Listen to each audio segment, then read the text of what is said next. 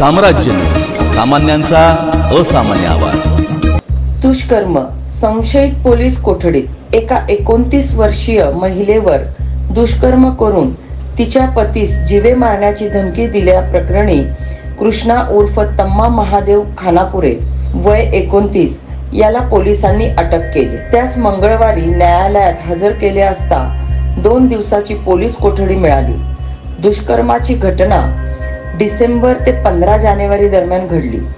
या प्रकरणी 29 वर्षीय पीडिताने फिर्याद दिली. फौजदार चावडी पोलिसात मंगळवारी गुन्हा नोंद झाला आहे. खानापुरे यांनी शहरातील एका लॉजवर पीडितेस घेऊन गेला. पीडितेस धमकावत दुष्कर्म केले. विरोध केल्याने पीडितेस मारहाण केली.